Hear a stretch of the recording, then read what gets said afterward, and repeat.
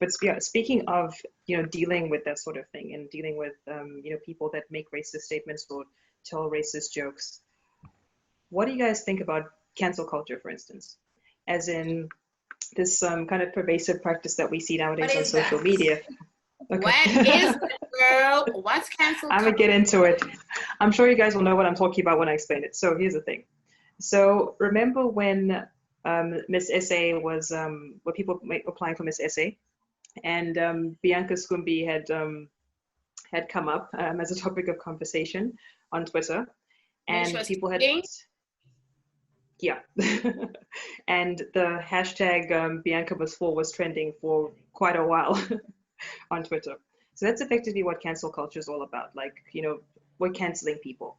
And so do you guys kind of think that that's an effective way of sort of dealing with that sort of racism or, homophobia or, sexism? Yeah. Do you think that cancel culture helps people at all? Like, does it help to have to just all say like this person must fall, like bring this person down, like we're canceling so and so? Does it help? Do they learn anything from it? On some level, I quite like it because I'd love to be like, let's cancel Trump, because that would be amazing. But he still has such a power base that me saying let's cancel him doesn't really mean much. Like on TikTok, Yep. I saw someone was like, to some of the famous TikTokers, they were like, you've been canceled. Just saying that to somebody doesn't really cancel them. Like, let's veto you off the planet. I don't understand. Like, you still exist and you still are reaching millions of people with whatever you're saying. 100%. But I like the idea, like if it was like an act, like if we could vote and be like, hey, that person is canceled, take them to Mars, like that would be great. But isn't it great to have that exposure? Like, I would agree with it, because even if you think it's not making a difference, if someone it's the same as marketing, the more you see something continuously, the more you're intrigued by it. So for me, if I see the same thing coming up and up and up, and I'm like, what is this? You maybe not the first comment to the second or the third, but by the seventh one, you're like, I need to actually find out what is this all about. Then as a person, you go and research, why is this hashtag always coming out? Oh, okay. So by you being a part of things like that, you don't realize that you're actually educating more people on things that are wrong in the world. Yeah. And for me, the cancel culture, I feel like it is, like Danny says, you're educating yourself. I mean, if that wasn't trending, I wouldn't have known. And then, like, not that I do follow her because I don't know her, but from reading that, of course, it changed my perception of her. You understand? So like Danny says, you go back and you research, like, oh, this is why this is trending. It literally changes your whole perception about a person and how they see you and how they see themselves and what they see in the world. Because yes, it was years ago. I understand that. Whatever she said was years ago, but it is still relevant in today's world. You understand? I mean, like, if it was years ago, and that's not how she feels right now, I feel like she could have taken it off, but she didn't. So it makes you think, like, are you still thinking that way? Is that still how you're feeling? And another good example, and I hate using big names, but unfortunately it's the big names that carry the power. There's this girl on TikTok, Shanae Grobler. Once again, she has like 2-point-something million followers on TikTok. She is one of the biggest TikTok creators in South Africa. So you can understand the big platform that she has. And then there was a voice note of her that was carrying on. Like, she said that they don't get invited to an event because they are white. But then she mentioned 2 ladies. Firstly, those 2 ladies are not black, that I can tell you, but they were invited. And her thing, or what she said is, but because they act like black people. Actually, how does black people act? You understand? So I'm like, okay, so that voice note got out. I'm sorry for her, but it got out. But yet again, you have 2-point-something million followers. For me, it changes my perspective, because I'm like, okay, then what do you represent? Because now I'm looking at you differently because of that. And then there are other more voice notes that came out, but it makes you re-examine the people that you're following. It makes you re-examine the things that you like, because if I like that, does that mean that I condole that I agree with what she's doing? Because I'm not agreeing with that voice note. I'm not agreeing with what she said. But again, it's because of cancel culture that I knew about that. But I think there's also a fine line between cancel culture and cyberbullying, which I also think is like, I don't think anybody deserves that in any capacity, no matter what they've said. I mean, they are like, yeah, I feel like I've seen her page, and I've seen what some people have said, and she's also human, and I get that she did something wrong, and the thing is, we should educate and tell people how they can do better without making them want to commit suicide or something like that, you know, because now thousands of people, you know, are you now, should dislike the actions but not hate the person. Yeah. Like, it's still a person. But how would you do that? Like Peru, like, you're saying, okay, we need to make a stand against people who are being racially or whatever it is. We need to make a stand. How do we go about doing that without hurting the actual person? I mean, I think, okay, first of all, don't follow them. Like if you have to be that person who's like hashtag cancel culture and unfollow, like, or whatever, you know. But you know, sliding into someone's DMs and telling them that they're an awful person, or that they, I mean, with Bianca, for example, yeah, she said it years ago, and yeah, like, you know, like, people say things. I mean, I get it. It's not right. But, and yeah, maybe she still does think that way. And I do think she should have been called out for it. But I don't have the solution really, but I think that there must be a better way. It's like, I mean, I would assume that you could share the news articles of her saying factual things. yeah. So rather share news articles, rather share factual things on the subject, unfollow, but not needing to now comment on every single picture how And she's a mind your horrible business. person. Yeah. I feel like mind your business, because today's culture, they feel But so... Judy, you can't say mind your business, because when you say mind your business, that's saying... No, I mean, like, when it comes to that, like you said, you unfollow and you share facts. Today's culture, they feel so, what's that word that I'm looking for? Oh my God, entitled. They feel so entitled to always want to, okay, because this person is cancelled, now I'm going to do everything to ruin their life. I feel like if your name is not part of it, rather be like, okay, I choose to deal with it like this. I'm going to unfollow her, and I'm not going to interact with any of her content. That's it. That's me. I think what we being like cancel culture and me minding my business, but still being able, like, I don't agree with what you say. That's what I mean when I like mind your business. Because you can't be aggressive or like angry. I mean, you can be angry, but I'm thinking of how like Nelson Mandela dealt with the people who committed crimes during apartheid. There was the Truth and Reconciliation Commission.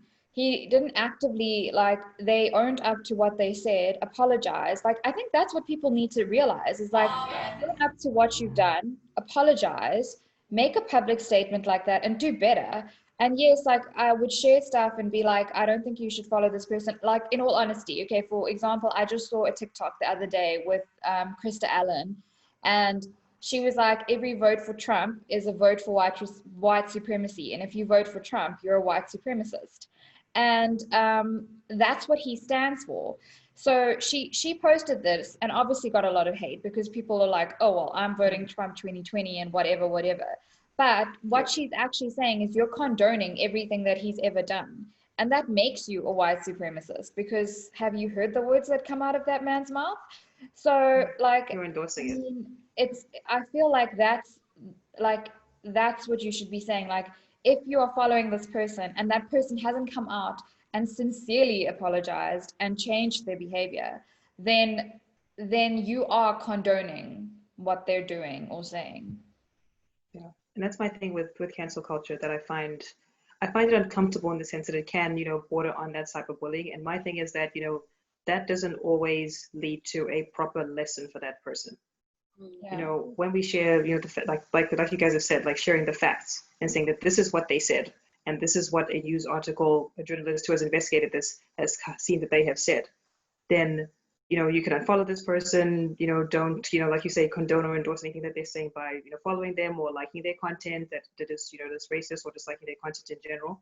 In that sense, I like what cancel culture can do for teaching people lessons about, you know, how we should be engaging on social media, and that we need to be more responsible with what comes out of our mouths. But at the same time, it can, you know, go into that very dangerous territory of bordering on cyberbullying. Like, I don't agree with people saying things like, you know, just go and like burn in hell, or go and, you know, go and die and things like that. Like, that's just taking it a bit too extreme. But there is a way that you can educate that person and say, like, this is totally unacceptable. You cannot say stuff like this for X, Y, and Z reason. And, you know, still maybe do the, I guess, so and so must fall things, call out that behavior. But still, it can be very uncomfortable and very, it's a tricky situation. And it's also, I think, just in general, cyberbullying leads to actually probably what would be more racist behavior. If imagine, like with Shanae now, if a whole lot of people of color suddenly start attacking her for this voice note that went around or whatever, she's not going to like us very much either, and it's just going to add more to fueling like that sort of her perpetuating that. I don't know, like that's just, I feel like when I'm getting attacked personally, I get defensive and I don't like that person. Like, I mean, you know, and we've all experienced cyberbullying recently, so we know how it feels, and people calling us out on our behavior, which is also, I feel like it obviously was different, it was edited, but in social media, I do feel people need to be held accountable. I feel like social media needs stricter rules. I feel like everybody needs to be verified. You can't just be having bot accounts saying gross and horrible things on women's rights pages, on anti-racist pages, just because you can sit behind a computer screen and hide and not own up to what you're saying. And those people, everybody needs to be held accountable for what comes out of their mouth. Yeah. So we talked about cancel culture, but just in general, and then we've also touched on, you've just calling people out on, you know, racist jokes and that kind of behavior. How do we then get to a point? I think we've sort of like danced around this issue, but how do we get to a point where we can actually have meaningful conversations about race? Danny, you touched on empathy, and now we have to also, you know, sometimes understand where the other person is coming from. That'll also enable us to have more meaningful conversations. Beyond that, what else can we do you think, to help us just sit down and have conversations that actually lead to us changing our behavior, maybe lobbying government to, you know, to make better changes in our society? What can we do? I think it's really hard because as a person, you already know your friends and family that you are able to be open with, and you already know the people you can't be open with. Like you just know the people who are really open-minded and the people who aren't. And it's really hard to get to the people who aren't comfortable, because they need to also, it's not just you, they also need to be able to change their mindsets on how to deal with having comfortable racial conversations. And that's, look, I don't have an answer. Like, I don't know how to get someone else to change their point of view. I just feel personally, especially with this whole Black Lives Matter and George Floyd that came out, and I was highly criticized for putting a black screen up on my social media, and then people of color, more than white people, were DMing me saying, one, do you think just a black screen is going to help? Like, why would you even do that? Like, why even, like, it actually annoyed them more than me doing nothing. Or two, they would say, oh, what, so you're just going to put a black screen on and then you think that's all? But like, you've done your part now, like, well done, you've done your part. Like, do you really think that matters? And it comes down to, I think the best thing that you can do as a person who really wants to spread the word of racial conversations is just keep on being an activist in your own personal life and on your social media. And what happens is, and this is what people don't understand, why it was so important for everybody to share so much about Black Lives Matter, is it starts making racist people uncomfortable. And that is all you're wanting to do, is get racial people to, why am I feeling uncomfortable? There must be a reason why I'm feeling uncomfortable. And I think personally that's the only thing that I would do, is carry on being an activist for racial equality, and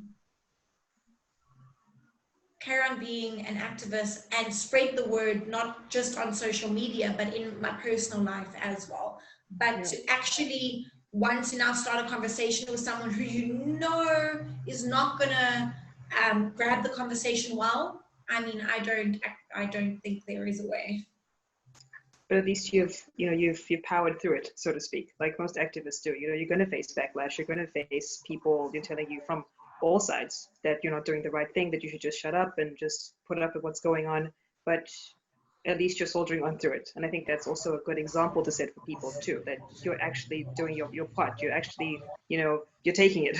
People said, okay, why'd you just post a black square or whatever? But you're still talking about it now. You're still carrying on the conversation. What was so interesting is I put a status on Facebook just to say, as a white person, we get hated. So if, like, I know of countless white people who got hated on for wanting to be a part of the Black Lives Matter campaign, and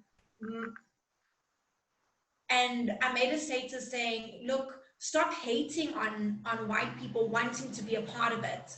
We don't know, to be fair, we don't know what we should be sharing, what we shouldn't be sharing. We don't know what you're going through. We literally don't know. We don't know what the right thing is to do and how to promote and how to talk about it and how to, and that is why white people don't say anything, is because we don't know, but we don't want to be slandered by people of color. So rather stop hating on us, acknowledge the fact that we don't know, but we want to help, and this is the only way we know how to help, and rather educate us not in a belittling way. Send us a DM, not on a comment. Send us a DM saying, hey sis, hey girl, thanks for helping. I really appreciate you saying this. However, have you thought about doing this?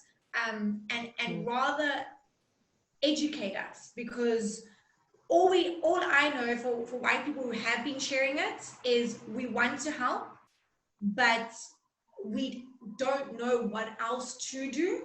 But it really does hurt. It really does stop the, sorry, I'm getting my words twisted. The more people staying to the Black Lives Matter, the more you're making racial people uncomfortable. The more you don't see it, but there is a movement happening. The more you keep people sharing news on Black Lives Matter. But if you're making white people feel uncomfortable because they're posting the wrong things, they're going to stop. Yeah, I agree. I saw a lot of that on social media where people were calling celebrities out for not posting soon enough, for not posting enough, for not posting information. But like, the thing is, like, yeah, like you said, you don't know what to do, what the right thing is to do. And the only way is to educate. Like, there's a way to talk to people in order for them to not get angry with you or be like, okay, well then screw it, I'm not gonna post it at all.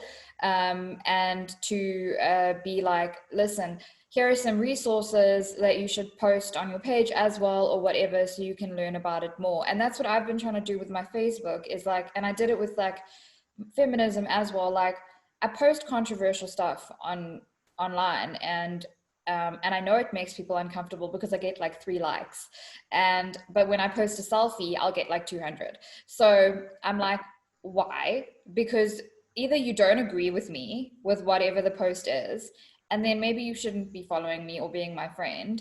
And second, like, I'm hoping that every now and then someone is actually clicking on those links and reading it and educating themselves. Like, I mean, I'm educating myself because me as a person of color is also upholding white supremacy in some way. And I think we need to all educate ourselves on how we all contribute to the system,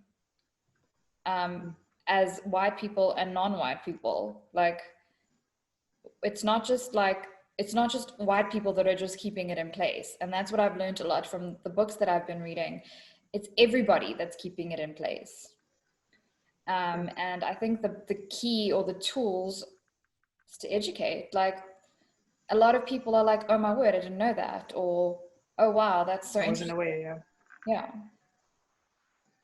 So Joel, just to, I think, to kind of wrap up the whole conversation here, how do you think we can go about having more meaningful conversations about race within the Black community in particular, but also just with our sisters and brothers of other races too?